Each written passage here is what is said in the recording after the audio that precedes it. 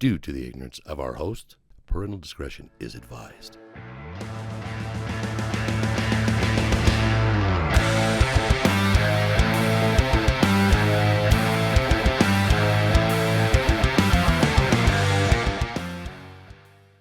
We live. Welcome back to How Did It Get So Good, episode 296. This guy I have on my studio today. I haven't seen him in a while.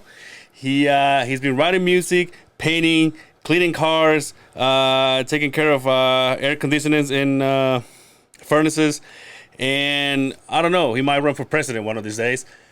K, are you going by K? Yeah. K the Dawg is back in the studio, finally. Yes, sir. Appreciate you, brother. Yeah, man. How you been? I've been good. Yeah? Yes, sir. I've look been good? Thank you. You too, bro. You look good? I don't know what's going on with the glasses, but you look good. Probably getting old. Yeah. Just keep it simple. Yeah. That's all the time we have. Thank you so much. Yeah, that's it. No, that's it, bro. I just started wearing them. Yeah, I've been needing to wear them, but it's just, now I'm starting to actually wear them. Really? Yeah, just hard-headed as fuck. Damn, you're gonna rock them on stage? I don't know, honestly. Shit, I mean, if it's too dark, then I might not. I might not. You know what I mean? I need to see where I'm at. That'd be so cool. That'd be fucked up if I fell. You just start rapping from a couch with your scarf, yeah, just fucking rapping this, just glasses. Fuck yeah, man, dude, I'm so happy to see you, dude. Like for real. It's been a while. It's been a minute. Yeah. When was the last time we saw each other? I think we were kids. Look it. Was it when I? No, it wasn't when I. Oh no. It was when Billy was here. Yeah, Billy was here. Thank God we didn't jump out of our plane. For real, fuck that shit. I don't want to ever do that. Ever. He was like, what did he say? 10,000 likes, and we'll all jump out of a plane. We're like, okay. Yeah, and I never heard anything back. No. So I was like, well, obviously you don't have that many following. Yeah, I don't want to get in well, he does on his TikTok. That's what made me nervous. So when he said that, he was like, "Oh, I'll post it." I was like, "Oh my god, bro, it's for sure gonna get 10,000." I was like, "Fuck."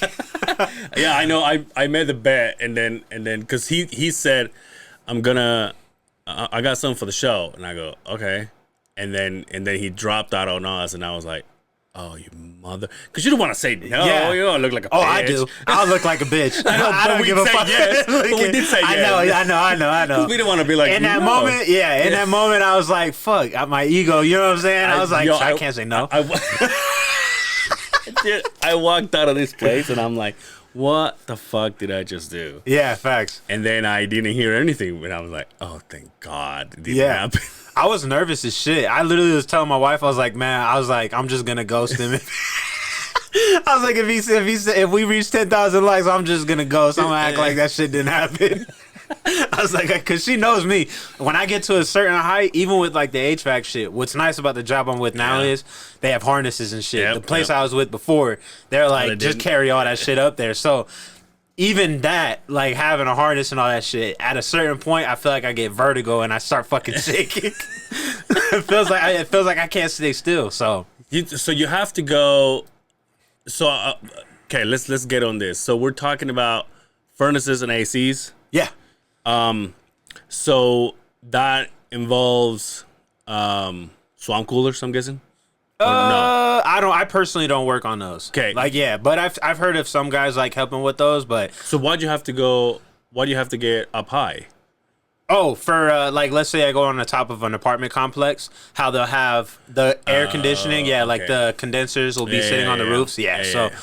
Yeah, I learned that shit the hard way the first time. They were like, oh, with the first job I was with, not this one.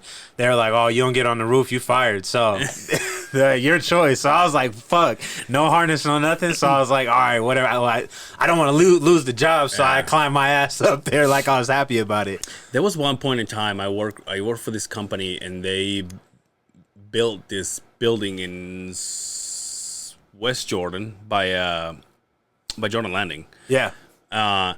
And obviously we dug the hole, and then we did the pipe and everything, and then the type of construction I was doing back then, we will go and then we'll come back once everything is built, and then we'll start working on the landscape, not necessarily landscape, but like putting the dirt where the landscape dirt's gonna go. Yeah, like sidewalks and the parking lot. And they started building the structure with the crane. Yeah. And just putting like pieces together. You ever been on one of those cranes? So, not in the crane, but the guys that were putting it, they're actually called steel erectors. I swear, dude. And same thing, they go up and then they get harness. They get the harness on, and then all they're doing is like welding and putting bolts together, and they're like up high, and whatever they're done, they'll call the guy down, at the bottom, and there's the ground guy, and then the ground guy gets together with the crane guy, and then he hooks up the beam, the I-beam. Yeah. Takes it up high, and then these guys are like hanging from a cable, and then they're like with it.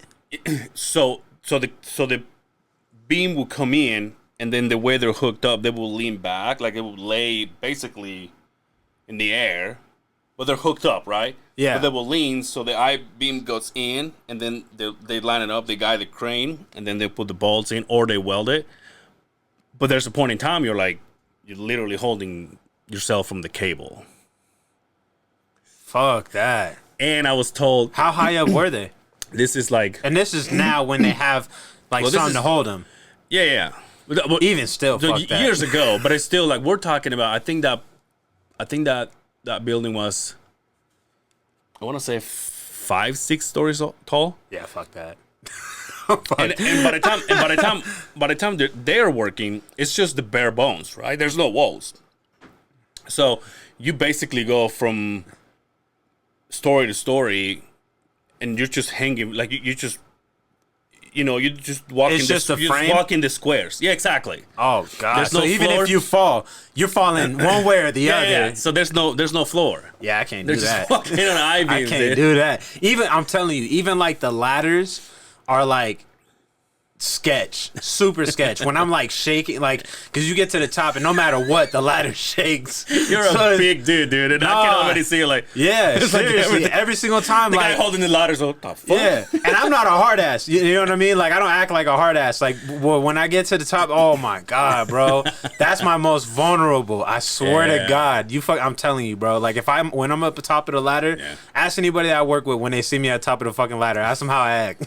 I started asking these guys questions. I'm like, hey, so I started asking all these like, what do you have to know? What do you have? And they're like, no, we'll train you. But before the guy even opened his mouth to answer my question, he's like, well, hey, hold on, you're afraid of heights?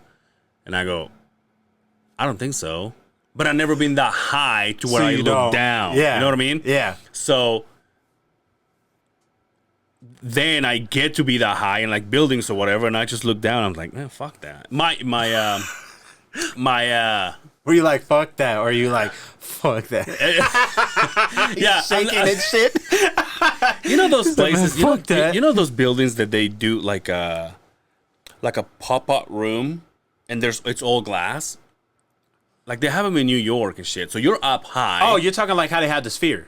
Is that what you're talking about? Like something like that? Kind of. So basically this room, you go to the top floor, I think, and then they have like this room that pops out, or it's already popped out, but like an infinity but the floor is like glass. Yeah, like an infinity pool type so thing. you're just seeing you're like fuck standing that. on glass in like no. Not for me. I'm good, dude. That's not for me. I'm good. Yeah, that's not for me, bro. That's what I'm saying. Even with like, I'm telling you, going up the ladders now, even for my job, I hate it with the passion. But it makes me feel a lot better now because, like I said before, I had to carry up my gauges. I had to carry up the refrigerant. I had to carry up all my tools. Yeah. And, I had to, and I wasn't trying to go up the ladder multiple times. So I'm carrying all that shit up at once to get up there. So then when I come back down, that's it. So that without a harness, hella scary. But now that I got a harness, I'm not even tripping. Oh, really? So, yeah, I'm not even tripping. But have you been to where, like not that you slip, but like when you have to like. Have I like had a situation where I've almost fallen? No. Thank God. There was a time, when I didn't have the harness and stuff like that, there was a time where you could say I slipped a little bit, but it wasn't like, oh my God, I'm gonna die. It was like I grabbed everything right next to me for sure. But I think I had enough time where I could have like flipped and did something to be all right. But Yeah, that shit's scary, bro. I don't like playing with heights like that. I did a job one time where we dug this massive big ass hole, and we put like a trench box inside of it, right? And the box had like panels inside that we would push down, so the more we dig, the more we secure it. Yeah. And when we got to the bottom of the panel, we couldn't go anymore or you'll slip out. My machine couldn't dig anymore because it was too low, and so we brought vac trucks, and then they started cleaning the hole. And then inside of when we got to the bottom of the hole, inside there was another box that would go lower, so he made it safe. See what I'm saying? What is it? So all right, let's back up. So Okay. a vac truck. I'm assuming that means vacuum. Where it's like sucking all the dirt and shit up. Okay. So construction companies use it. So they basically they locate the utilities. So if let's just put it on the company that I was working for before. So we're digging the trench where the gas line is gonna go, right? Yeah. As you're digging, you may be digging in like a residential area, right? Yeah. So sometimes there's power. If it's not atop, above, then it's on the ground. Sometimes there's, power. There's got to be water, not only the service, but maybe sometimes the main line. And it also we have gas. Okay. So every time, first of all, a locator goes and paints all the lines to where the stuff's gonna go. Yellow is gas. Yeah. Green is sewer. Blue is water. Red's power. Okay. So they paint all that stuff. Then you know where all your utilities are. Then you bring the vac truck, and what the vac truck does is they suck the dirt. They spray it with water. Is this so you can see where everything's at? So so basically they expose the line. So you measure it. You write it down right next to it with like You're paint. over there fucking the lines up. I fucked that in my entire life of digging. I hit one that was my fault. Like I swear, they Was it they water, found power? What was it? It was water. Oh. Well, Yeah, fucking Yeah. Fuck it, it's water. Well, yeah, the guy can't flush his shit, but whatever, dude. So I hit it, and they found it. This is how stupid it was, because they found it, and then obviously we came and covered it, right? So I was about to start the digs in the morning, and I took the cardboard, or not the cardboard, the board that we had there, and I saw it, and I took it out of the way. Then I'm like, all right, let's get going, and I just went like I just saw it, like I just uncovered it, and then I just went for it. And that's back in the day. You would get taken to do a drug test, and basically you made that mistake. yeah, and basically you couldn't go back to work until the results are back. Oh And shit. so basically it's called a 3-day off. So it's like, it's like, oh, you hit something, like 3 days off, go get a drug test or whatever. Yeah. That was like the only time. I hit some, but they weren't marked. Oh, okay. So it's like, well, whatever. I mean, yeah, it's my fault, but it's not my fault. Yeah. When they have you digging in that, do they have you like? I'd imagine you don't have to have your RMGA when you do that. What is that? The Rocky Mountain Gas Association certificate, where you have to. I'd imagine you did. Because I don't have to work the line. Okay, that's what I was I kind have of to figuring. avoid it, basically. Okay. And therefore, I have to see where it is. Okay. So they will come and vacuum it. But we were doing this box at a massive, going back to what I was talking about, digging this. So I dug it as much as I can. Yeah. And there was people in there, right? And then they started doing it with the vac trucks, just so they can suck it more. That pause was epic as fuck. And so the inside box will go even lower. Yeah. Right. Here's where I was going with this. We went as far because it was such a deep hole. Everything sounds so sexual on this fucking story.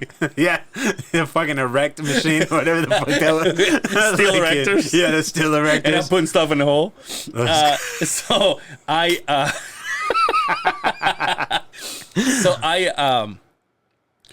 So we have harnesses, and we had to hook up to the winch. Yeah. Just in case. And then we will go down, right? And then once you get down, then you unhook it, and then someone else gets it, right? I hooked myself as an operator. I don't necessarily have to go at the bottom, but I was like, I want to see the hole that I've dug, Like what it looks like. Yeah, so I went in there, and you look it up, you're like, God damn. It's like, God damn. But I was going down the ladder, And Okay, see, I was gonna ask you that. So when you said you put on the harness, I was like, so do they like pull you out like a fucking toy? No, I had a ladder going down, and then that was just in case, right? Okay. But here's what I had happened. to ask. Well, here's what happened to me. Yeah. I was going down the ladder, and as you do, the last 1 or 2 steps, you just jump off. Yeah. But I totally forgot that I had the harness on. Oh shit. So I was going down, and I saw where I was gonna go, and I just went like this, and I literally just went like that thing got hooked, and Oh, it got jammed because it's supposed to, right? Yeah. And so I was just like, I'm like, God damn, everybody laughed, and it was one of those harnesses that go through your junk. Yeah. Dude, they ripped my fucking the armpits of my leg. It was like it hurt so bad, Oh, and I was just hanging in there shit. because then. The only way that I can do this is like I have to go back into the ladder and climb up so I can unhook myself, and then they have to unlock it from the top. See, I want to know, like, why the fuck didn't they build harnesses with like padding? I'm just curious. Yeah. Why they don't? Because that shit's like rough ass dude. Velcro, bro. Like, and every time I think about it, I'm like, man, even if you don't fall Yeah. and hit your head and die, Yeah. you're gonna wish you did, because that shit'll burn you. You know what I'm saying? Or rip your clothes off. Yeah. Again, sexual. I felt so stupid, and everyone just laughed because I totally spaced it. It was just going down. It was like Yes. 1-2 steps to go, and I just went and I just went like a fucking Just hanging pinata, dude. there. I'm like, God damn it! And, like, look at that dumbass. I would have teased your ass too. I ain't gonna lie. Look There's like at- people, like friends at the bottom that just pushing me. I couldn't even get Oh, mad. they I'm were like- doing that shit? I'm like, God damn it. That's foul, bro. Were you, how far off the ground were you hanging? It was like that much. Oh, it was just God. like Bro, why one didn't you just unclip yourself? No, I'm saying like once I went back to the ladder, you can go one more when the cable's loose, and you can unhook yourself. Oh. But I'm saying as I was going down, I had like one more step to go. But since I'm looking at the bottom, I just went, fuck it, and I just jump off, and it just hooked me up. And Damn, bro, that's all bad. my junk is all. Let's go. I know that. I know for a fact that shit hurt. Oh, yeah. The And it material. scares you too, because you're not expecting it. Like Yeah. I totally spaced. I totally forgot that I was hooked up. Yeah. And then I just went into the whole body, just, and you're like, motherfucker. See, I wonder if the stuff that I use, I wonder if it'll do the same thing too, like the harness.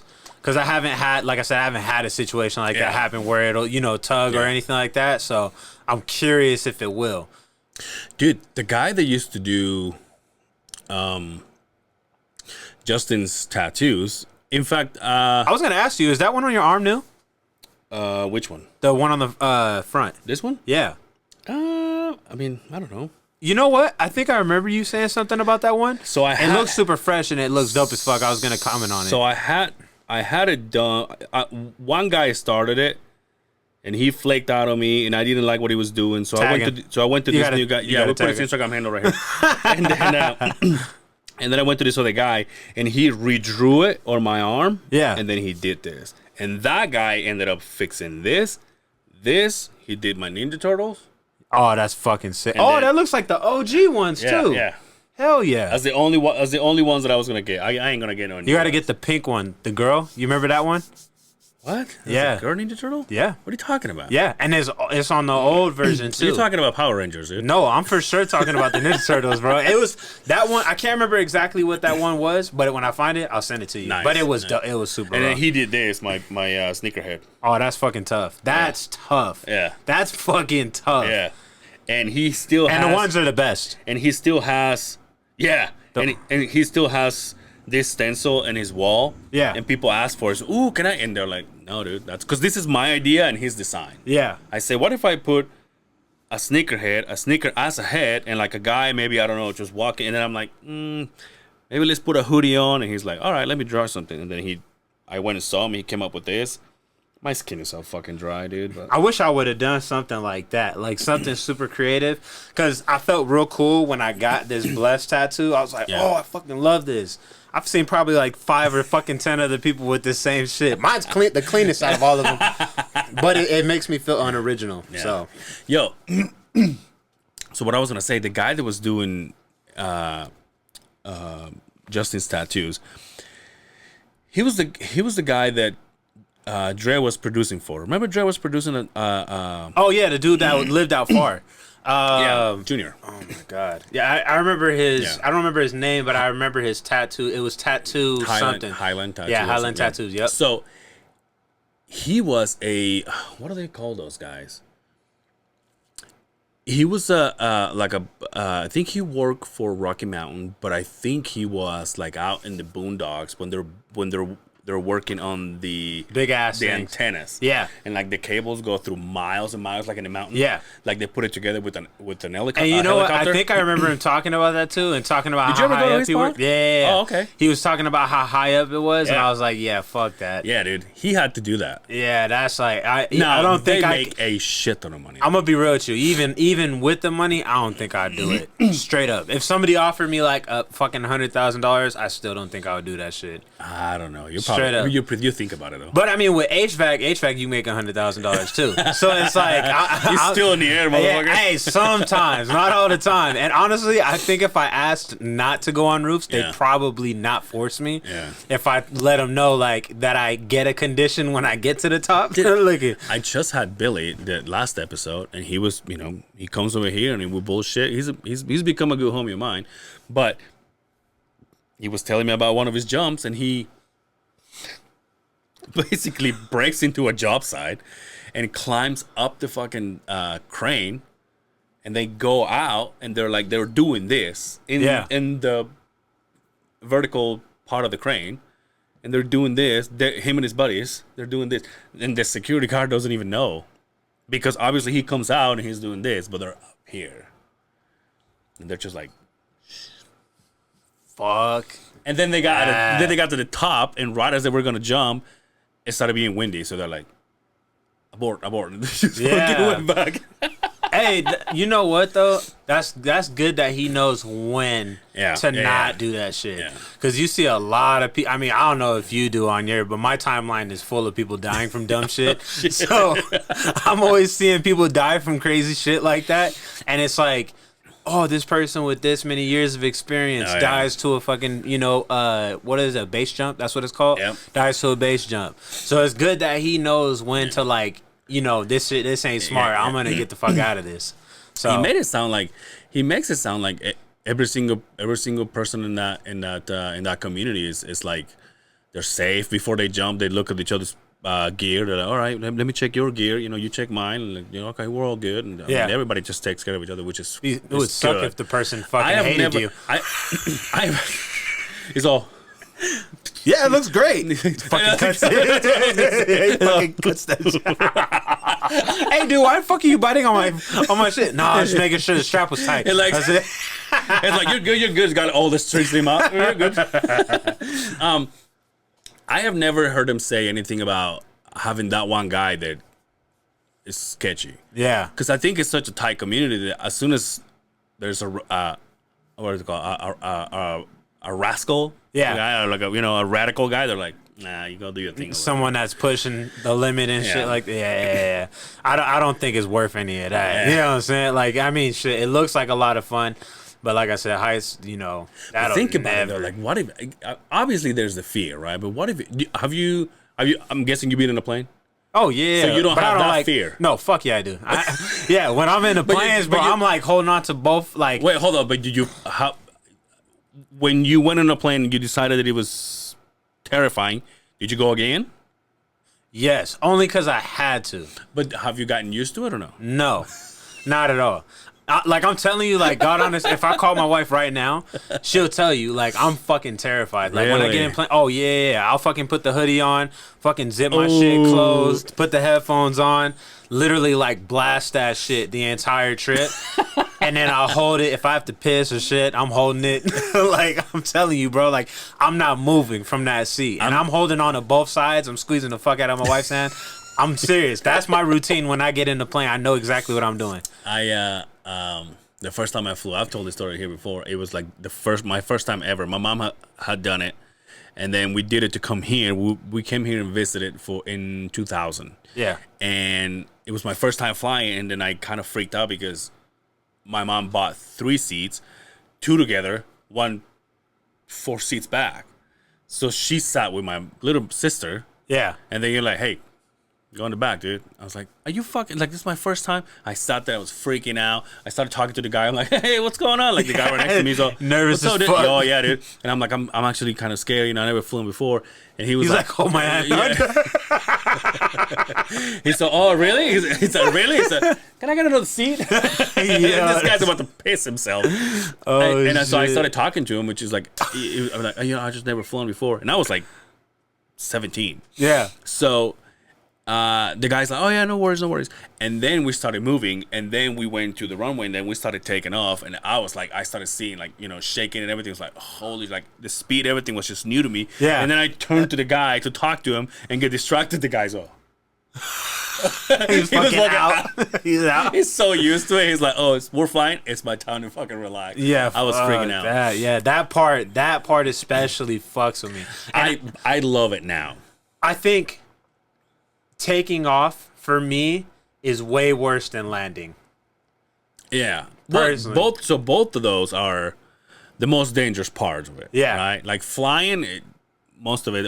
We had a friend here that came with a friend, because I've been wanting to have a pilot here. Yeah. And he came in here and he answered all my questions. Yeah. He was like, there's so much that you guys don't get to see that it's because I told a story that what happened to me literally without telling the whole story again.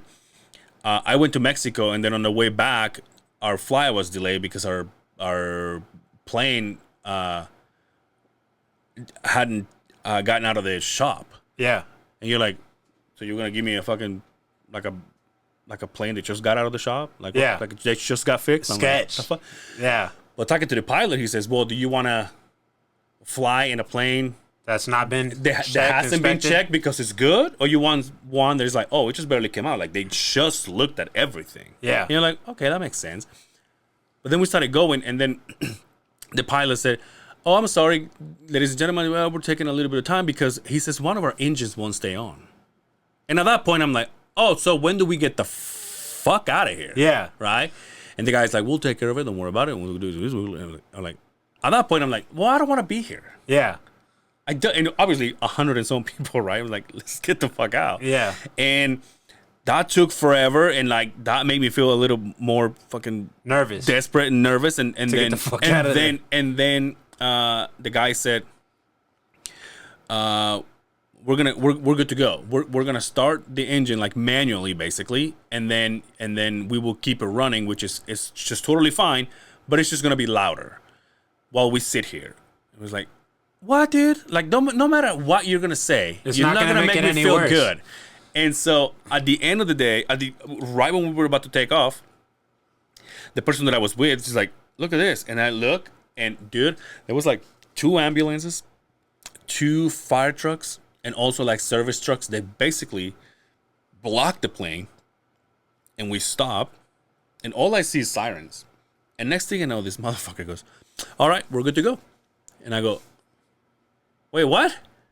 Oh, yeah. So when I brought it up to this guy, he was when I explained, you know, with details what the guy said, he said it's actually very common, and like he explains it, right, and it kind of makes you feel good, but he's like, there's so much that goes into flying that you guys don't know, like turbulences, for example. Yeah. He said in between talking, he's like, if you guys like go through the worst turbulences, we're chilling.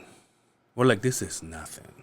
Meanwhile, in the back, you're like, like you're scared, right? You don't know what the fuck's going on. Yeah. They're just like, it's just part of the job. Part of the job. Oh, you know what I told him? I told him, you know what we need as passengers? A TV screen when we see you. Because if we're doing turbulences and they're just like, they're like, yeah, makes you feel better. Like, oh, we're good. Yeah. See, no, that's actually a really good idea. Because if I see that the person controlling this shit is cool, don't give a fuck, and I'm like, oh, what the fuck am I acting like this for? I'm good too. Or imagine if you're passed out and then you go through a turbulences, you go, huh, and then you look at the camera and he's all, we're good. Yeah. We're good. You're like, oh. Go back to sleep. Hey, no, dead ass. That's actually a really good fucking idea. I don't think they probably wouldn't do it for some fucking code reasons or whatever. Sure. But because you don't want to see their face when they go. Or if something does happen, a close one. and they're like, "Oh fuck, you see all them birds." We almost hit all them fucking birds. Because that shit'll take down a plane, right? Are you Sully? Because I'm not. Yeah, fuck that shit. Now, the last plane trip that I took was to it was to Hawaii. It was from Hawaii back to Utah. Oh, And that's right. You did go. I think I remember. Yeah, it was right after Utah verse. And that shit had me, man, that shit had me shook. Oh, you went with the fam too, didn't you? Yeah, but I think I was, that, on the way back, I think I was just so happy about coming back home that I was like, fucking, I'm good. We made it already 2 flights, like, you know what I'm saying? Like, I'm okay, you know what I'm saying? And then on that last flight, I was like, fuck. Like, I was like, man, I'm almost there to home. We almost there. We're like right there. And that shit was stressing me out bad, bro. Here's another thing with me in planes. I love flying. Yeah. Don't get me wrong. But when I go back home, it's like you go from here to whatever, and like this last time that I went, we went from here to Atlanta. Yeah. And then from Atlanta to my hometown, or we went to Cancun, and from Atlanta to Cancun, that's 3 hours. I'm like, fuck this. Yeah. I'm done. After an hour and a half, I'm fucking done. And that makes me think, well, I'm never gonna go see any fucking beautiful place in the world because it's so fucking far away. That's how I feel. How long was Hawaii? I think it was, let's see, it was 2 flights. Fuck, it was 4 years ago. But if I had to guess, I think it was like, maybe an hour and some change to get to Seattle. And then we had to fly from Seattle to Hawaii. And I think that was like a 5 to 6 hour flight. Couldn't do it, huh? It's just. It was rough. It was the only thing that I can think of is like, I can probably do it if I had like. It's not even that I'm afraid to be in the air for so long. It's like, the seats are not comfortable. Yeah. And you're taller than me. Yeah. I bet you were They're not suffering. Yeah. And that's what I'm saying. And I'm like fucking suffocating myself in my hoodie because I'm trying to fucking like calm myself down. Because literally, like, from beginning to end, that shit's a nightmare for me. Like, dead ass. Like, beginning to end, I swear to God, we can call my wife right now. How did the kids take it? Oh, they're chilling. Oh, well, I mean, I only had the one kid then. Okay. Yeah, I only had my daughter, and she was like a baby, but she was like, she was good. Yeah. Like, actually, I was really impressed on all 4 of the flights that we had to nice. get there and from. No crying, no complaining. Nice. Like, literally waited till like the last 30 minutes of the flight. She'll look at you and like, oh, I didn't know my dad was She had she had a blowout. She had a blowout diaper. No, yeah. She had a blowout diaper. Like, oh, actually, you know, it might have been a blowout, or maybe actually, it wasn't. it was me. You said Fuck shit, probably. Looking, but she had I think it was either a blowout or she just used the restroom like right before, and it was like, and then my wife was like, oh, that first diaper. The whole time we were on the plane, she was like, I think they said we're like 30 minutes or something like that. Cause you know how they tell you like how far you are. And she was like, oh, she'll be fine. Like, well, you know, we'll wait till we get on the ground and we're good and all that. And she's like, cause they're going to tell me to get back in my seat anyways here in a couple of minutes. So we'll just, you know, thug it out. So we did that.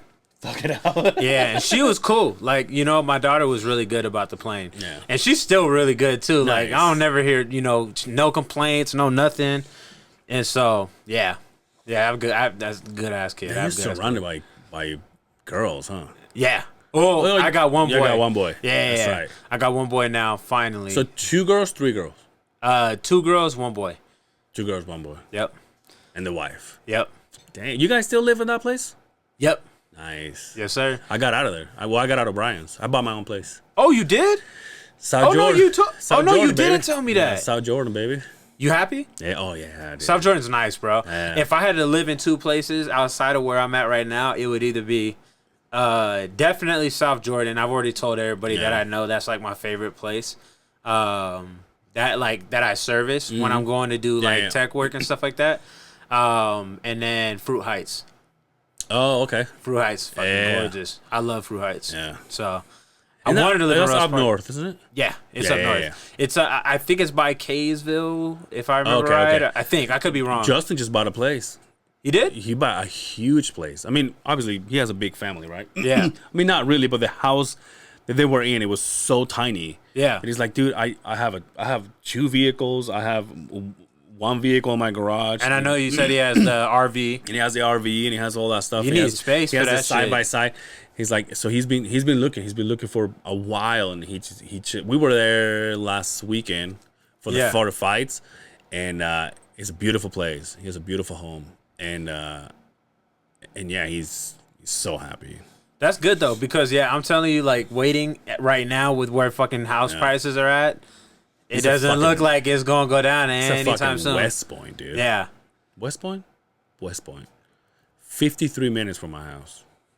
Wait, West Point's where he lives? Yeah. Isn't that It's way the fuck up north. Yeah, that's what I was gonna say. That's like by Pleasant Grove, or no? Pleasant Grove is south, dude. What are you talking about? Is it? Yeah. It is? Thank you so much for hanging out with us. Fuck, I got my shit backwards. I'm trying to remember there's something that's Pleasant something that's up north. It might not be Pleasant. It might not be that. I don't remember what the fuck it is. It's something Pleasant. Pleasant Grove is south. That's crazy. Yeah. Well, good thing I never fucking, good thing there was no money on that. I would have lost that shit. Look it. I lost all that money. Hey, so I've seen you do everything, literally everything, but I met you doing music. How's the music going? Good. Yeah? Yes, sir. I mean, I heard the last before everybody else did. Yeah. Woo-hoo! Yeah. No, that one was really good. I'm really happy with that project because, I mean, that one was I already told you it was live instruments, so that was like my first time being a part of that process. Yeah. It was just a different experience, and it helped me for what I'm doing now, even though it's not live, but it helped me with knowing how to direct what I'm looking for. Yeah. So that way I wasn't like clueless, because before that I was like, not really knowing, what things were called, or like not knowing tempos and all this different shit. Like I wasn't really invested in that side of things like I am now. So it's like I'm able to like know what type of song I'm looking, or what type of instrumental I'm looking for. I'm able to explain what I'm looking for in a way where it makes sense to who I'm, working with, and they're able to piece it together. So that honestly was like super helpful for my growth. And shout out to Selassie for helping me with that. Yeah. So super helpful. Yeah. Super, super helpful. So I feel like you always go back to music. That's your number one. Am I correct? Yeah. Okay. So, It's just the most natural. So I've seen you do the detail. You go back to music. Then you do the painting. You go back to music. Now you're doing the what do you call it? HVAC. HVAC. And you still doing music. Are the other 3 or 4 things that you do, are they as big as music to where you go? And the reason why I'm asking is this: if you say, "I'm gonna do the detail now," and you're like, and I know you, and you're like, you go balls deep in everything you do. Yeah. And so now you say, okay, I'm gonna go into detailing, but also you're taking on the HVAC. So does one take over the other, or are the same? I know music is at the top, but what about the other ones? Like, how do I feel about them? Like, if they were, like, if I had a chance to make them my one-all, be-all, would I? Is that what you're saying? I'm saying, like, are they as important? Because like I said, you do music is your main thing, and then you do the HVAC, you do the detailing, you do the painting, and you do this, you do that. But you always go back to this. Are these 3 the same? As far as like if I care for them, whenever so like whenever I do, and it even goes deeper than that.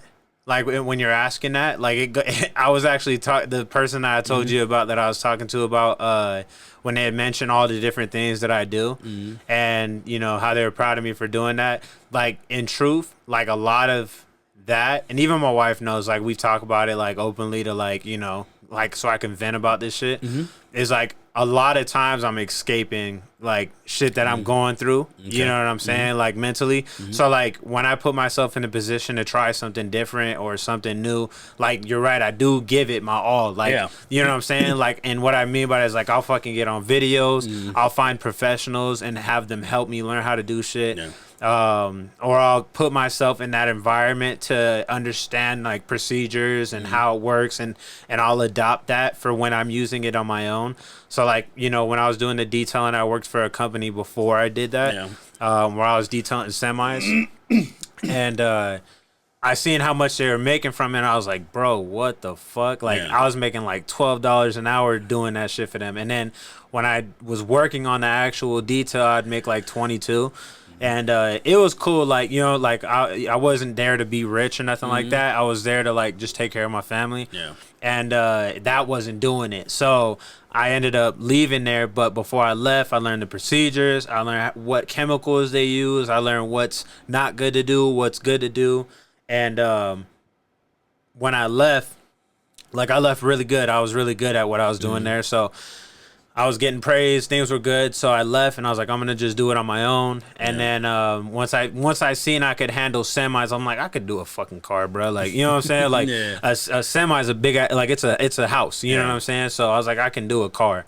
So I did my first one outside of there was another semi. Oh, damn. And it was just dope to like, you know, learn that process. And I feel like jumping into these different things that I've done, like painting. I've always done art since I was little, but I stopped because, you know, I had a situation with the police where they tried using my art against me. Yeah.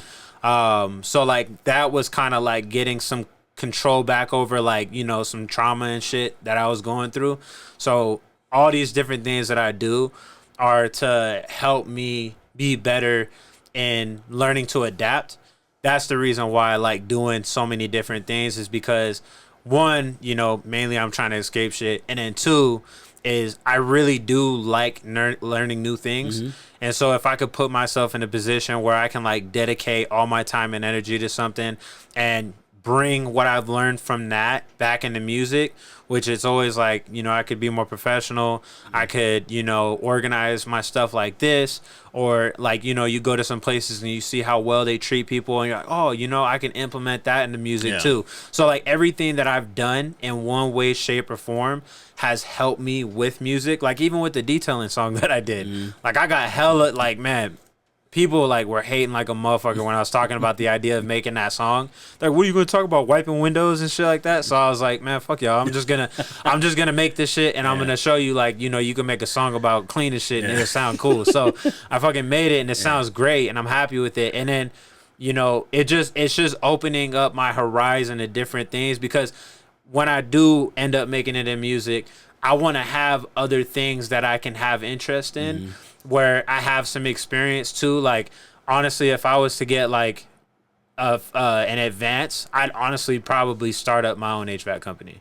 If I'm being honest, like if they were like, here's $1 million, shit, I'm getting 3 vans, getting my fucking contractor's license, hiring 3 technicians, and I'm marketing the fuck out of that shit. Nice. You know what I'm saying? Like, or detailing, I could get detail vans, you know, get 2 vans, and then same thing, market it out. But I just want to have like different options and be versatile. I don't want to be stuck to one thing and, you know, feel useless if that one thing doesn't work out the way I hope it does.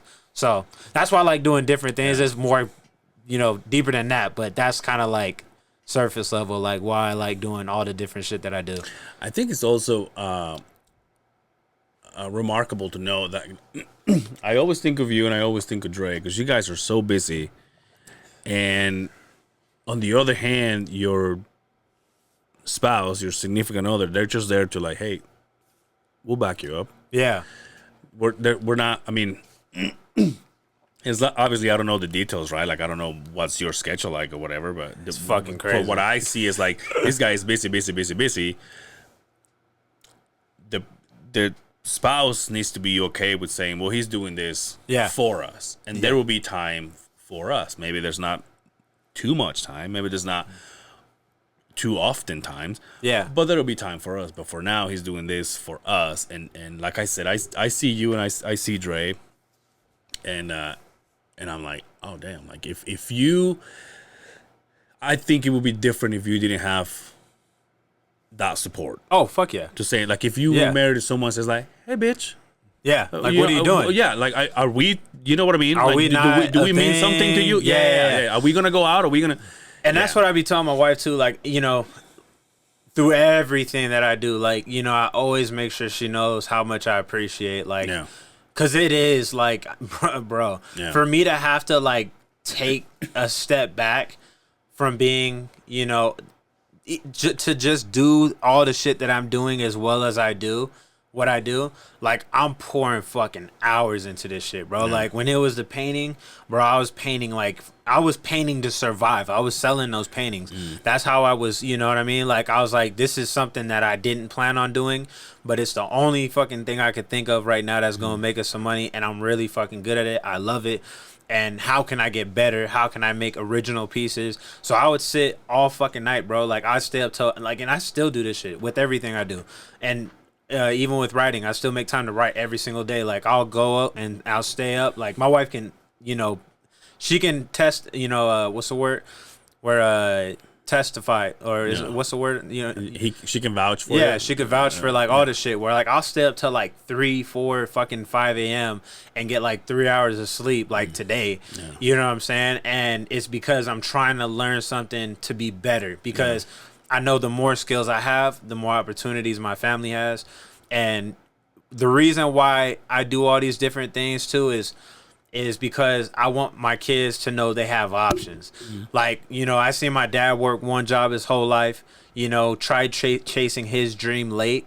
And like, that fucking broke me, dude. Like, when he found out something he wanted to patent had already been patented like 2 years before, and he had the idea for 7 years, but he never took the action until he found out he was going to pass.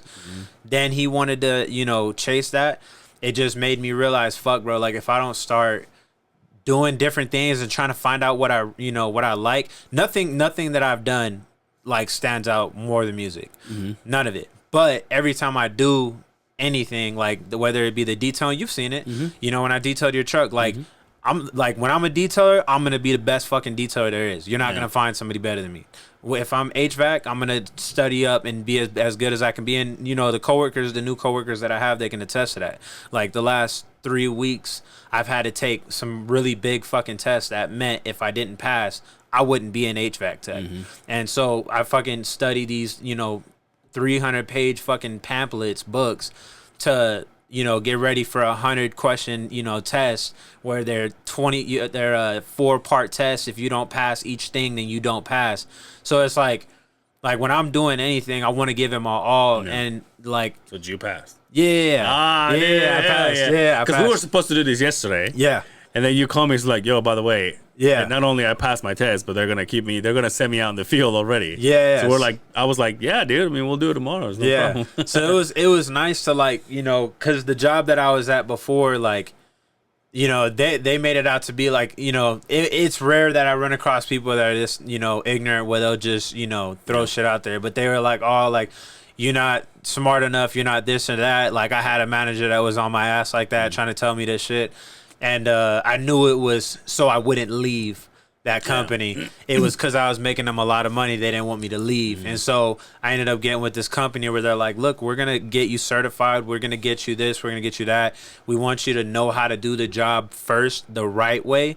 You've been doing it a way that's sustainable, but it's not the right way. Let's get you the right way so you can, you know, learn and be the best tech that you can be. And that's always been my goal. Because I'm like, the more you know the job, the better you are at your job, you know? So I think the main thing with all those things is just to broaden my horizon. And, you know, and I also, like, for me, like, a lot of people where I come from, they're not, you know, they're not motivated, you know, like, a lot of them are just like, I'll get a job and I'll die at that job. And, and I don't see that, you know what I'm saying? Like, I'm like, I want to inspire them to, like, chase their dreams still and, you know, go and do more. Like, you weren't born to just work for somebody then die.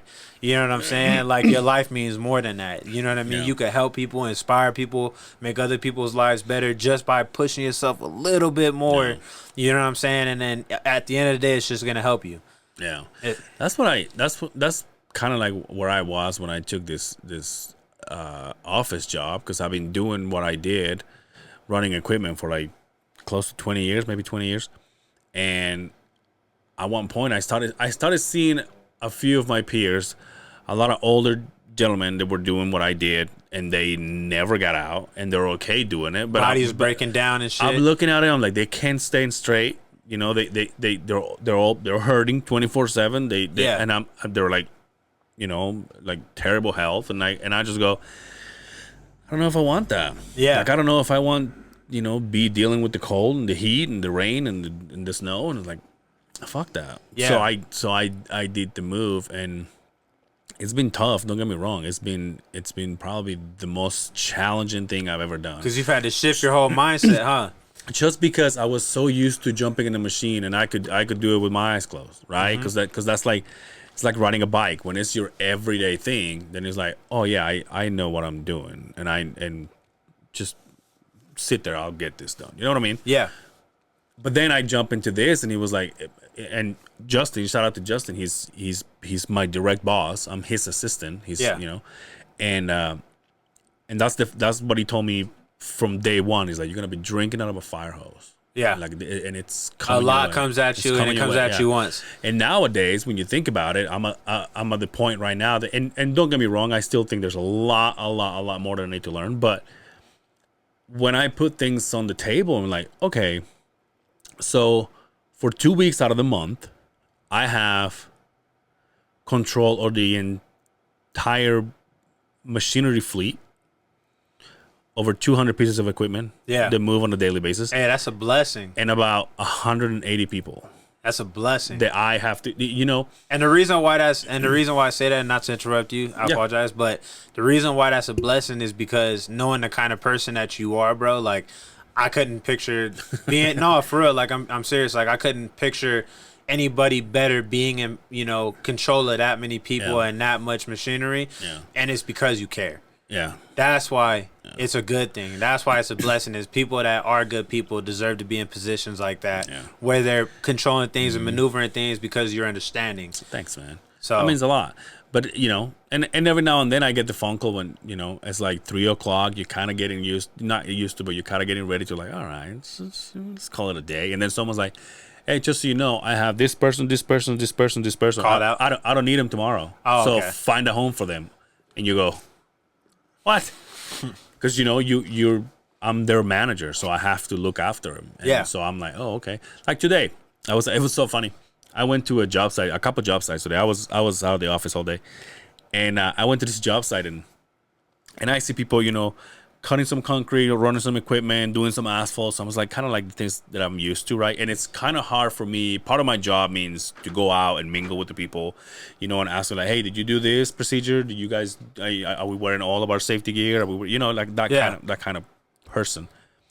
But I realize that it's hard for me to be in the field and not grabbing a shovel and go to work. Yeah. It's hard for me to be in the field and, like, I'm standing there and I go, if I was that person, I would take that machine and go do this over here. Yeah. And you're taking advantage of the time or whatever. That's how I feel when I'm doing anything I'm doing. Is like, it's hard to not talk about music. Yeah. It's fucking hard. Like, I'll even be at a, you know, older lady's house working on her fucking HVAC equipment and she don't know shit about rap. But I'm just like, I just, you know, I can't help but want to talk about it with somebody.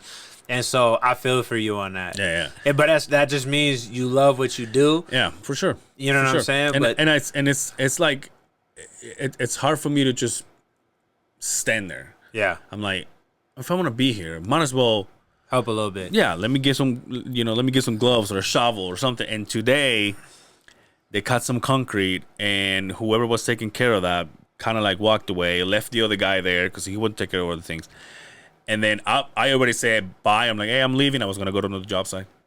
And before I walked away, this guy looked at me and he goes, hey, Angel, are you leaving like right now? And I look and I see that he has this one thing to do with concrete and he has 2 machines. Yeah.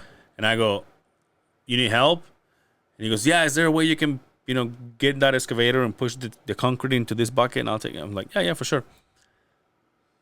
As I'm jumping in the machine, I throw the joke of like, I never done this before, but I'll try it out. Yeah. And he's like, wait, what? He's like, wait, what? Well, don't run it if you don't know how to run it. It's like, no, we'll be fine. And I'm just like, he's like, no. Like, I don't want you to have an accident. Yeah. Like, let's be safe about this. I'm like, fuck it, who cares? Yeah. Everybody's over there. He's like, do you know how to run it? I'm like, yeah, dude. I just grab him like, here, dude, go away. I fill up his bucket with concrete and he's like, oh, dude, thank you so much. So that kind of makes me feel like, okay, I'm helping out. Yeah. Instead of just being like, hey, did you do this? See, but that's good. that's what I mean, bro. Yeah. Like taking that extra step is people that don't care wouldn't do that shit. Yeah, for sure. You know what I'm saying? Yeah. And then when you have a boss like that, somebody that's, I'm assuming you're high up now in ranks, where it's like, damn, that's also weird to feel. But it's like that person that, you know what I'm saying? That person that is high up in ranks is down to fucking help me out. Yeah. And that's how I feel about the job that I'm at now. It wasn't like that at the other HVAC job. Yeah. But at this job now, they're like, the one of the guys is one of the previous owner's son. Okay. Right? And so it's like the fact that he's willing to help out, just like with anything, like he'll, pull me aside and ask me how my day is going and just, talk with me like I'm a human being. Or when it's first thing in the morning, he's like, you know how big I am on the good morning, good afternoon, all that shit. Like if somebody won't send that shit, a lot of times I won't respond. So like, and I'm guilty of that shit. I'm like, yo, okay, what's up with it? And you're always like, good morning. And I go, God damn it, I missed it. But it's like with that, it's just the reason why I'm big on it is like I didn't wake up with you, motherfucker. Like say go, greet me like I, you know what I'm saying? Like acknowledge, like I feel like when you do it, you're acknowledging someone's being. Yeah. And so like that's why I like to let people know like, hey, I see you as a human first. That's the reason why I always like to send that out. And I wasn't big on that until my cousin. It was after my dad passed away, and I got really close with my cousin. And he was just like always on, because I did not say that shit. I did not say it. I did not say it. And he would always be like, good morning. And I'd be like, fuck, I am so sorry. And it just drilled and drilled and drilled. And now it's like, I can't go without saying it because I'm like, I don't want nobody to feel like I'm being disrespectful. It's just hard. But that's the reason why you're so good for that role, bro, is like, it's people like you that make people want to stay longer. Yeah. Like, upper management cares enough. They'll fucking, they're not on a high horse. Like, figure it out yourself. You'll actually come and get, in the fucking trenches with me and figure this out. Like, bro, why would I not want to be somewhere like that? Yeah. You know what I'm saying? Early in the year, I did a training that's called the leadership training or whatever it's called, and basically it describes what entails to be a quote unquote manager, right? To be in charge of people. Is it like Next Star? And how to no, but we do have like the way we react and the way how we do things in parts. There's one subject that is called STAR. Yeah. And it stands for something. Yeah. And then STAR AR. Yeah. And it stands for something else. So that's like going into details. People's like, we don't give a fuck. But that I went into that training because obviously, Justin put me through it, but he's like, it'll help you, it'll make you see some things. Refine and all that. I'm like, cool. And I realized that I'm not good at the technicality of things. Like, oh, this is called this. This is called that. This plus this is called this. But I learned as in, okay, the main juice of this is to say there's different steps to deal with people, right? Yeah. Someone can go to, and it's helped me a lot too, where someone comes in. I've had, and this is like kind of me patting myself on the back. Because I've had two people that call me, they're furious and they're ready to fucking quit. Yeah. And as one would say, well, okay, we'll fill out your position in a heartbeat. Go. Now my first reaction is like, all right, let's calm down. Let's talk about this. Yeah. And I've done one when I went to the job site, and I've done a couple on the phone. And I say, hey, first of all, and I tell you what, both times that there comes like, you know what? I think I'm getting screwed here, and I'm thinking I'm getting screwed here. And the first time that I said, all right, I understand. I'm sorry, this is happening to you, and this and that. And I'm telling you from my perspective, this is what's going on, and from our side, this is what's going on. And then I go and I drop it, and I go, what can I do for you? And they always go, yeah. Well, I don't know. Yeah. So then you start getting, so you just want to complain. And see, bruh, you nailed it. And you just go. Okay, I'm like, tell me what's going on, and then I always say, I got this person. I almost said something I shouldn't. let's just say this person is being a little flaky, kind of late, kind of not putting 100% right. Yeah. So I talked to this person and I said, this is where I'm standing. I'm having a hard time finding a place for you. Yeah. Everybody that I put you to work with, they go ends up having problems. They go, hey, this person, like, I have to do what they're supposed to be doing. Yeah. Or like, oh, you know what? Or like the person in charge says, well, they're not paying attention, so I have to do it. No, it's and a pattern. And I go, okay. So then I talk to this person and I say, hey, this is what's going on. I want you to see things from my perspective. I'm having a hard time finding a place for you. You were working nights. You say you were done with nights. We move you into days. You say you were done working days. Now I just moved you from this department to this department. Now you're flaking here too. Like, and then I said, what do you want to do? You tell me. And then this person goes, I don't know. I never thought about it. I'm like, okay, well, let's see what your options are. 1, 2, or 3. I say, if you can do any of this three, if you tell me right now, hey, I don't think this is for me, I would respect you a lot more because you're saying, hey, just so you know. Yeah. I'm not cutting it. And I realize this. Yeah. And maybe I don't want to work here anymore. And I will say, perfect. I will file your paper. I'm like, I'll shake your hand. I'll go to the job site, shake your hand, whatever I have to do. But you tell me, what do you want me to do? How can I help you? And then they were like, I mean, I don't know. I never thought about it. But, you know, and I said, well, what about this? Think about it and then talk to me. If you come to me and you say, hey, this is not for me, I will totally understand it. And you will get no hard feelings from me. Yeah. But anything past that, you're wasting my time. I'm like, but talk to me. Yeah, exactly. Because if you don't want to be here, you're doing all of us a favor. You go and find what you think you need. You are not leaving these people, you know, behind. Yeah. And then you making my things easier, my side easier, because I go, oh, okay, well, let me just go to the office and I'll file your paperwork, and, you know, I'll bring it back. I'll sign it for you. We'll take a picture, whatever you want. And then you go on your way. Take a picture. Yeah. Whatever you want to do. And so I saw this person today, and this person was late. And I said, hey, what's going on? And they're like, well, you know, excuses. And I go, okay.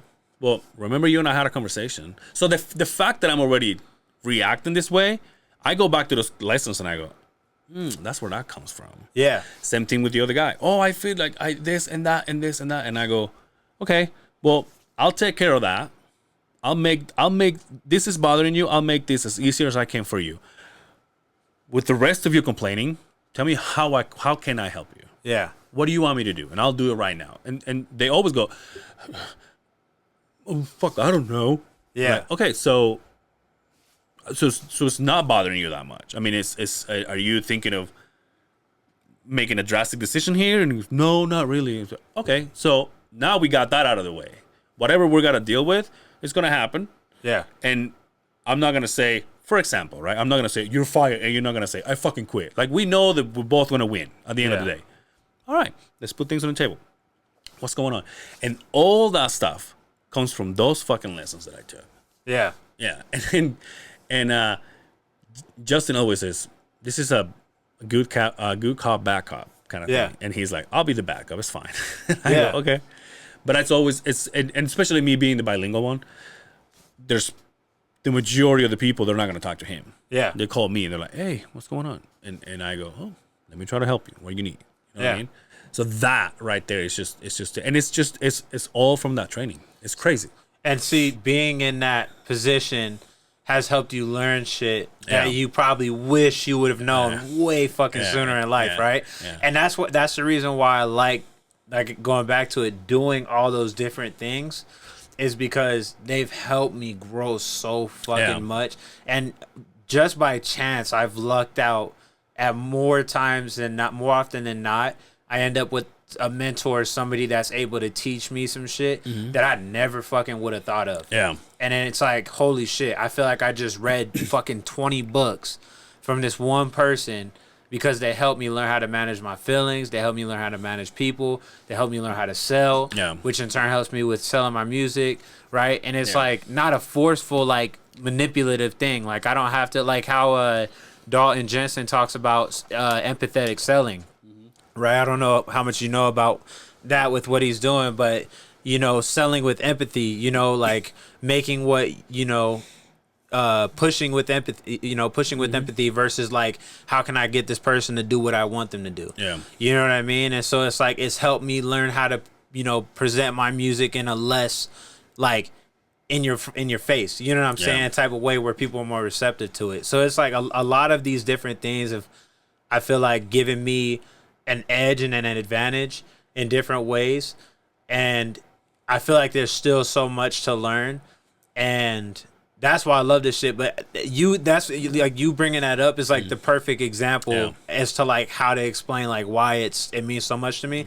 And with those things too, like a lot of times I left those places because I didn't feel like people seeing my worth. Yeah, you know what I'm saying. So I'm like, yeah, it's time to go. Like, you know what I'm saying. Like, it wasn't nothing to argue about or nothing like that.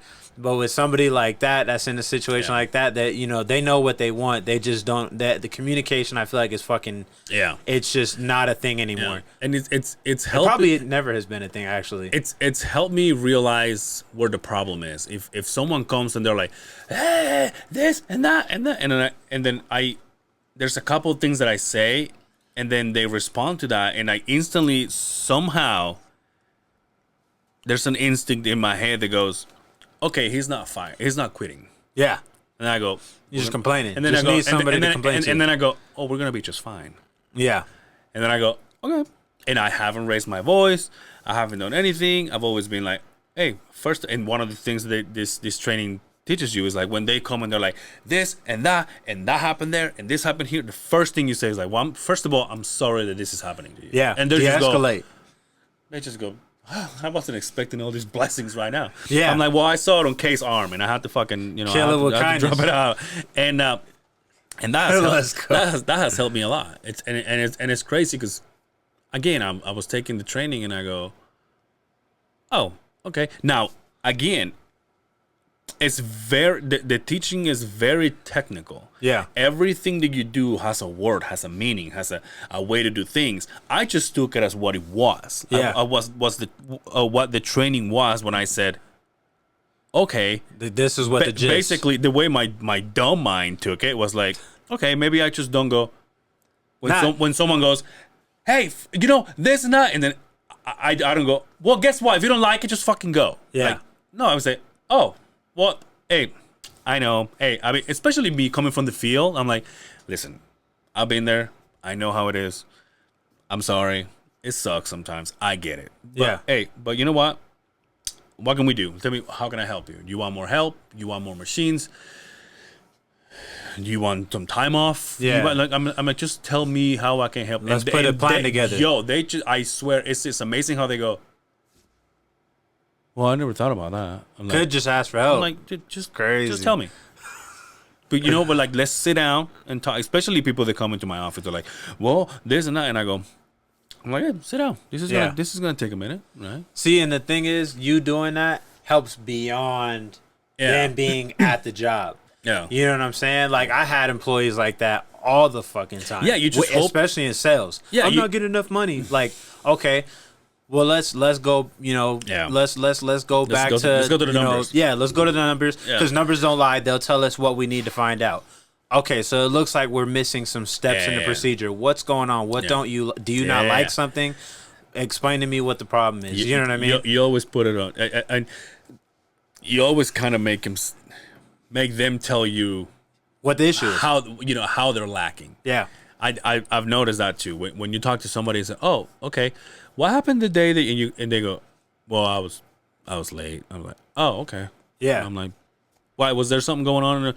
Like, yeah, they were supposed to do this, and then I wasn't there. And then you go, oh, okay. Why are we here again? Your raise? Okay. Yeah. You know what I mean? So they go, God damn it, I don't deserve a raise. Yeah. And then it makes it easier to, like, you know, you don't have to. That's the thing is, like, I even was telling this guy today that I work with, he was talking to me about, you know, having this problem with, because a lot of what we do in, you know, HVAC is sales. You know what I mean? Yeah. Unfortunately, it is. You know, that's just the way the world works, basically. But what's nice about the company that we're at is they don't push that. They don't push, you got to sell, you got to do this, you got to do that, which is really nice. Obviously, you need to make money for the business to stay there. But they always push like, you know, let's take care of the person. If you walk out of it with nothing and you at least took care of them and they know that, then you did everything we want you to do. Yeah. And the part that he was struggling with is, you know, oh, well, you know, that's great and all, but at the end of the day, if I don't sell anything, I don't make anything. Yeah. So it's all commission based, right? And so I was telling him, like, look, man, like, the best way to understand people and help you is be a friend to whoever you come in contact with. It's never about what you want or what they want. It's about connection. Everything that you do on the face of this earth is always about connection, and you're always selling something at every single point in time. Even us sitting on this podcast, we're selling ourselves. You know what I'm saying? No Diddy, but but you know what I'm saying? Like everything is sales. And so I told him, I was like, because he's a super helpful person. I told him, I'm like, how you go out of your way to help me is the same way you should go out of your way to help them. And when you present options to them, they'll see that you're a friend first and you're an employee second. You know what I'm saying? And that's the best way to do sales is you show them that you're an empathetic person, you're an understanding person. You know, like you got to show people you're a person first before you ask, you know, something from them. You got to show them you care about what they're going through before you ask something from them. So like you doing that, like showing them like, look, I'm sorry, you know, I understand, like, you know, what can we do to help you? You know, like, that shit is life-changing, bro. Like, even, I don't know if you, like, really know, like, how life-changing that shit is. Yeah. Like, that probably, the person that you're talking to, they're probably on a tipping point. They probably been going through some shit for fucking, you know, weeks. Fucking went to go get gas, realized they didn't have enough money for gas or whatever the fuck the situation was. Because people don't just blow up or like, you know what I mean? Unless they got behavioral shit, unless they got that. But like, it builds up. And so like one of the jobs that I was with, they taught me that. I never thought about that shit until I worked for this company called Blue Beacon. They taught me like, you know, look, like the truck drivers, sometimes they're driving like fucking 10 hours straight till they told they can't, you know, drive anymore because they have a limit. Yeah. You know, and then they're frustrated. Yeah, they're frustrated because they can't drive anymore without taking that time to stop. And then they miss bathroom breaks, they miss this, they miss that. They haven't showered, so they smell like shit. Now they're upset because they stink. You know what I'm saying? And I'm like, damn, bro, like I never fucking thought about that. You know what I'm saying? Like even, you know, and it just makes me approach people that are upset will respond to people that are upset way differently. Even today, like my daughter had a girl at her school, you know, made a comment on my daughter's teeth. Like she is losing her fucking baby teeth. She's doing her big girl teeth. And the girl's like, I don't like your teeth, you know? And I told my daughter, I was like, look, you know, like unfortunately there's some kids that think being mean will help them feel better in the long term, right? Because at home they're probably, you know, that's probably how their parents like treat them. You know, you never know what the other kid's going through. So I told her, I was like, what's always gonna help you feel good about yourself is how you react. I was like, if you're mean back, that's not gonna make you feel good. But if you're able to control your emotions and like, let's say she's like, oh, I don't like your teeth, and like, I'm sorry that you feel like being rude makes you feel better. Like, and then, or you could ask them a question to make them think, like, oh, I'm sorry that you feel that way. Does being rude to me make you feel better? And then you're teaching them that they're being something that they're not really, and you're helping them in the long term. So I told her, I was like, the next time she says that to you, like, ask her, like, does being mean to me make you feel better? You know? But also, I got a message for this little girl. Hey, little bitch. Hey, you ain't lying. Hey, you ain't lying. Hey, initial reaction. Instagram handle right here. Yeah, shit. Hey, initial reaction, you know what I'm saying? Like, you never want to hear that your kid's going through some shit like that. Yeah, for sure. But I was super fucking blessed with the parents that I have where they taught me to stand up for myself the best way they knew how to, you know, and that was fucking fighting or fucking, you know, standing up for myself, like tearing the other person down. But like you saying, you learned at this point in your life, you know, wish you would have known sooner. You don't have to fucking get riled up to get some shit resolved and feel good about yourself.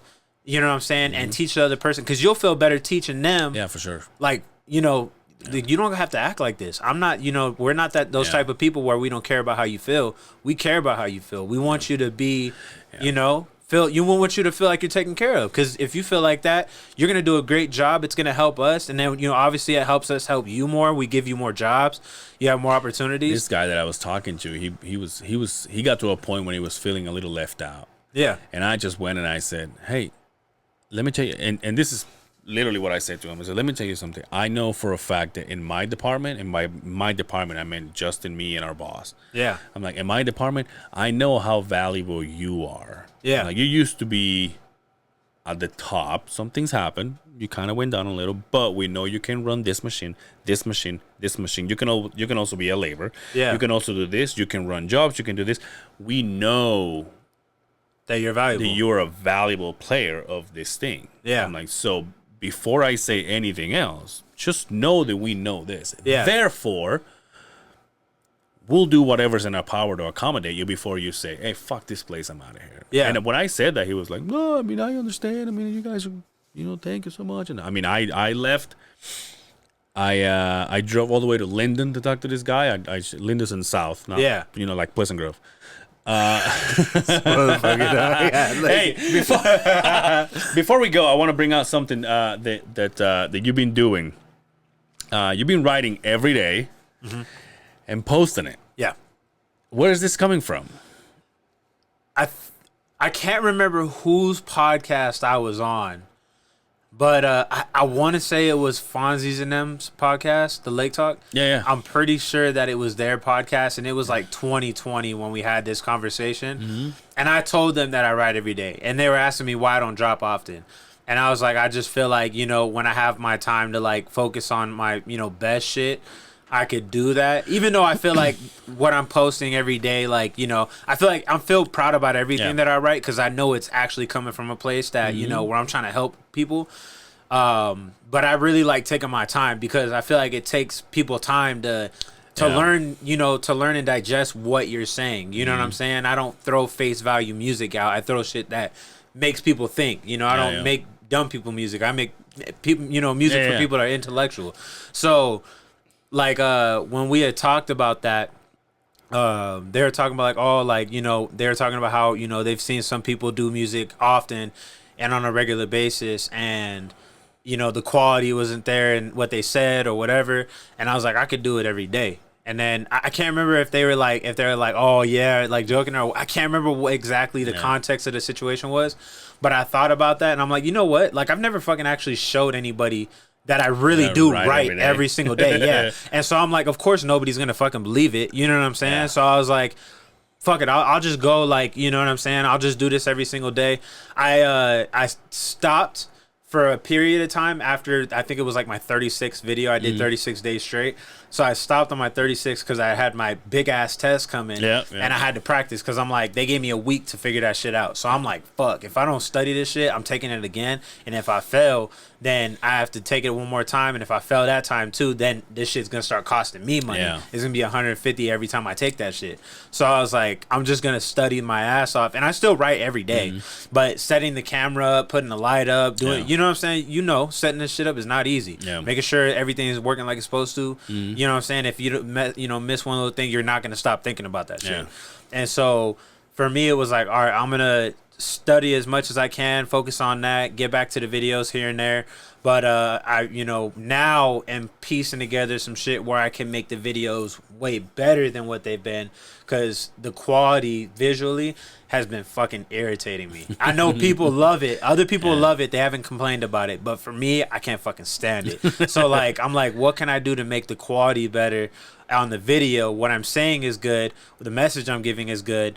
But I want it to, look a little cleaner. And so that's where I'm at right now with that. But the main thing, like, with doing it is just to show how much it actually means to me. Like, when I say I write every day, that's the fucking truth. Yeah. Like, I have, like, probably 10,000. This phone is brand new. I probably got, like, 10,000 fucking notes.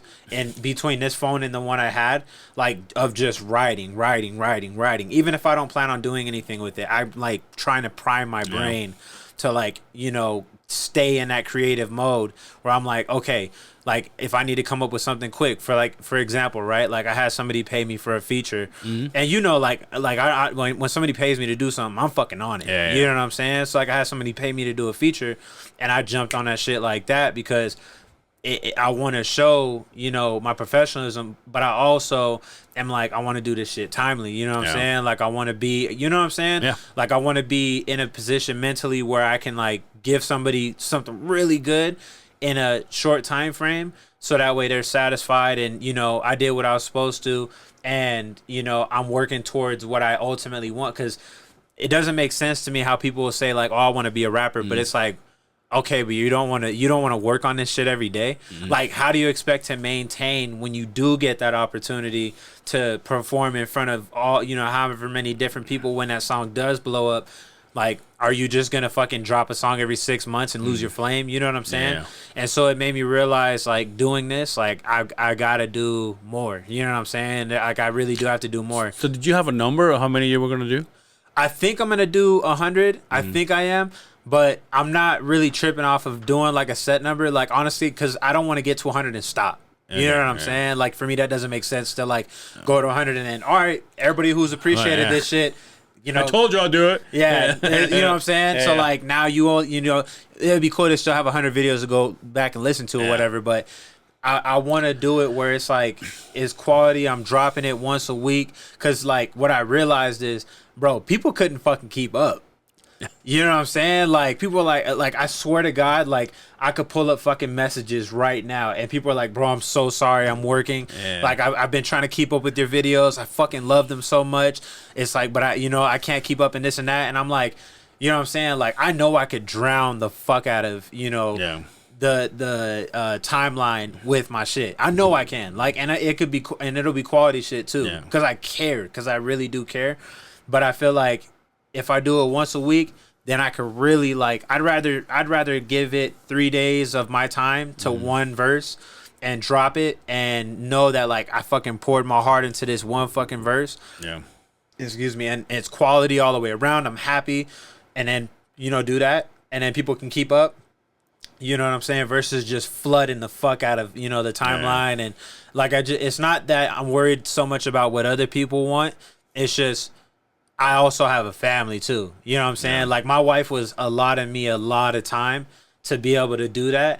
Cause like I would go, hey babe, I'm going to take like an hour or two and fucking, you know, write this every day. That's a lot. Yeah. With details. It didn't matter if I was sick. Like there was like 3 fucking days I was fucking sick. And I was like, I still got to do it. Like I promised I would go as, you know, as far as I can with doing this. So I was like, I'm going to do it. 3 days I was sick while I was doing that shit. Details. I had 2 fucking details in one day. You know what I'm saying? You know how I pour my energy into them. I was fucking drained. You know what I'm saying? So, but it was like I just wanted to show like, it doesn't matter what happens in the day. This matters to me. Like I want to be a rapper, like, for the rest of my fucking life. You know what I'm saying? And to the people that support what I'm doing, like I want to show them that, you know, you're not supporting somebody who's just gonna fucking disappear on you. You're supporting somebody who's gonna help other people when he gets into that position that you helped me get to. You know what I'm saying? And I'm not, you know, all the effort and time that they put into like, Caleb, I support you, I believe in you. Like, I don't want that to be for nothing. Yeah. You know what I'm saying? Because it's like you took your time out of your day to, you know, or whether it was like money, you know what I'm saying? You spent money on a show for me or whatever. Like you didn't spend that on somebody that's going to ghost you. Like you spent that on somebody that's going to put themselves in a position to help other people. So like, that's why like, all this shit like means so much to me is because it's like other people have invested so much time and energy and fucking money into what I'm doing. Like I feel like I'd be failing fucking thousands of people if I just gave up right now. You know what I'm saying? So that's why it's like the music is so important, is because I've been able to help people. I put people on fucking in the complex that probably would have never fucking seen that stage before if I didn't say or do anything. And so it's like, I know when I get the opportunities like you got the opportunity to help other people. We're both people that understand, like, you got to treat people right. Yeah. You know what I'm saying? That's why we're here on this earth, is to serve other people. Yeah. You know what I mean? And so it's like, that's why I care so much about music, is because it's given me way more opportunities than anything else that I've done to help other people. And that's why that's what I feel like. And even I've told my wife, like, I feel like that's why I'm here. Like, that's the only reason why I'm here on earth, is to help other people. And it's hard because I want to help everybody. Yeah. And some people end up feeling left out. But that's why I'm here, is to help other people. Nice. I think I want to call this episode, What Can We Do For You? Yeah, I like that. I do. I like that a lot. And we put us in like elders fucking uniforms and shit. Yeah. Like, what can I like that a lot, though. What can I do for you? So what's next for K? What's next? Music wise and everything. Shit. Honestly, I'm studying right now.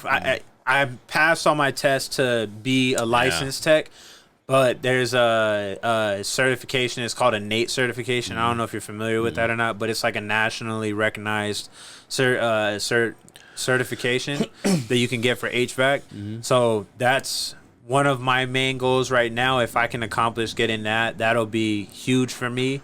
And then as far as like music, I have my 5th project like basically done. Like, and it's my biggest one. Like, I have 20 songs on it. It's it's fucking huge. Like, I got a lot of songs on it. I've collabed with Joe, the producer on this project. He's from Salt Lake. Nice. I worked with my cousin directly. He made all the beats on the project, except for one of them. And then I'm working with the videographer to do music videos again, because it's been a fucking minute since I've done one. That's right. You know what I'm saying? But the 3 that I did, I love them. And it's like, now it's like, damn, you know, with this project, I want to go all out. So just plan on the top of 2025, like, it's going to be the year of the dog. Dang. Straight up. Oh, hell yeah. I like that. Straight up. So, the top of the year, I plan on fucking flooding the fuck out of, you know, the scene with my music. I plan on changing so much shit. I plan on helping people. I plan on performing on bigger stages. I plan on, you know. Yeah, well, that's what I'm waiting for. And to see you back on stage. But that's the biggest thing, bro. A hot second. I just want to help, you know what I'm saying, as many people as I can. And, like, you know, this project and with the plan that I have now, like, I don't see any reason why I won't be able to. You know what I'm saying? I just need to, at the end of the day, remind, you know, people what type of person they're helping get to from point A to point B. So that, I think that's my main goal, is just being more consistent and, you know, and just still just helping people. Yeah. So, well, here in this 10 episodes from 290 to 300, I've been trying to do all homies. Yeah. And I've done friends of mine, and then I've done my friend Matt, and Will Wonder was here. I'm planning on having Beans and Rice. I asked Dre, but he's too busy for me. Whatever. That motherfucker just texted me just now too. Nah. Yeah. A punk. Like, yeah. But I knew I had to. I'm like, oh, dude, K hasn't been in a podcast in a hot second. Yeah. I appreciate you for having me, bro. For sure. Thank you. I consider you a homie, and I'm a fan. So I can't wait to see what you come up with. Yeah, fan. Yeah, fan. Look, kid. Hey, real shit though. How you feel about Kendrick's Super Bowl? You know, I don't. So what's the big deal about it? You haven't been keeping up? No, dude. Hip hop is not my. Aside from me, I'm honored. I'm saying, like, obviously, I know you, and like, hey, you're my playlist. Relax. I think it's a pretty big deal, just because, like, you know, it's crazy to see how. And I'm not, you know what I'm saying, I'm not against Lil Wayne or nothing like that. I love Lil Wayne. Yeah. You know what I'm saying? I think it's crazy to see Kendrick. I don't feel like Drake ever really had the throne, but it's cool to see like Kendrick just, you know, come with fucking hit after hit after hit. And it's like almost like, you know, even if he was, you know, at the top, like, he definitely got dethroned. Yeah. You know what I'm saying? And him being Lil Wayne's protege, so to say, you know what I'm saying, lose that battle, then Lil Wayne doesn't get to perform in his hometown after all these years of putting on for hip hop and putting on for rap. You know what I'm saying? So this is more like, is the shocking factor of it the fact that Wayne didn't get it? Yeah. Oh, okay, because I thought it had something to do with Drake. Oh, well, I mean, because like I said, they're Lil beefing, Wayne right? Lil Wayne signed Drake. Yeah. And so it's like, it's crazy to see Kendrick like basically take Drake down. And then, he took out your protege. You know what I'm saying? Like, I'd feel some type of way if he fucked up my protege and then took, the opportunity to perform in my hometown for the Super Bowl. I'd feel fucking, I'd feel away. You know what I'm saying? Yeah. If I was him. But at the same time, it's like Kendrick's also done so much for hip hop. You know what I'm saying? You can't really be mad at, somebody like him that's done so much, that's helped so much, that, has changed things for the better and has kept, real rap alive. You can't be mad at somebody like that getting it. So Kendrick won the beef? Oh, fuck yeah. By a long shot. So where did this beef come from? Honestly, I don't see them. I mean, obviously you just said, Lil Wayne got Drake. Yeah. But I just don't. I mean, I guess I'm just not really connected with hip hop. From what I could see, they've been throwing shots at each other for years. Okay. Like, this isn't something that's new. What started it, I'm not sure. Yeah. But from what you can see on the internet is they've been throwing shots allegedly at each other for some time now. Yeah. And then it just finally came to its peak. And then it's like, you know what I mean? And then he just basically came in and fucking, Yo, how does a fucking beef work? Because back a few months I've had ago, a couple people try to diss me. No, I know. So like, You told me all about it too. Yeah, I've had a couple people, yeah. Well, no, hold on. Like, how does it work? Because it seems to me, obviously, I don't know hip hop, right, as much as you do, but it just seems to me like when the beef started, like, let's just say Drake comes out with this diss track, and then Kendrick responds, right? And then Drake responds to that, and then Kendrick responds to that. I'm like, are these tracks recorded prior to this, or they're like, oh, you just talk about my mom, so they said, or you just talk about my mom, hey, press record, and like, Yeah. and you go into something else. Like, are these tracks new? I don't know about Drake's. I would imagine probably not, but I know for Kendrick, the person who recorded and mixed and mastered all of his shit said that he recorded it day of, sent it, mixed and mastered that shit real quick, and sent it out. So I'm like, holy shit. Like, and I write every single day, so I know, like, for him to fucking come up with these, it's very possible. You know what I'm saying? It's definitely fucking possible. Yeah. You know what I'm saying? And it's like, Kendrick's where he's at, obviously, for a reason. He's fucking talented. Yeah. He's really smart. He's a wordsmith. So it's like, for me, like, I know it's definitely more than possible to come up with some creative ass shit. Yeah, so yeah. like, having that confirmation that it was super dope. Yeah, Like, it takes it to the next level. yeah, it takes it to the next level. When you're writing, he was writing his own shit. Yeah. Allegedly, he's there's a getting- whole bunch of writers on Drake's and it's getting side. produced, master, and everything. Yeah. When it comes out. That's fucking. That's That's big amazing. time shit. Yeah, that's not no little shit. So it's like, it's dope to hear, like, everything was off the hip, because Yeah. like, it was fucking genius. And not only was it genius, like, the motherfucker wrote it the day of, or 2 days, or whatever it took, whether it was 3 days or a week, it didn't fucking matter. Yeah. You know what I'm saying? Like, that shit was, still, like, even if it's in a fucking 3 week span to me, that's still considered, to me, it's off the hip. Yeah. You know what I'm saying? Because, like, to come up with, like, all those fucking entendres and come up with all those different, you know what I'm saying? And basically like, going off of what the other person is saying. and That's their kind of- beat switches too. Yeah, they like the beat switches,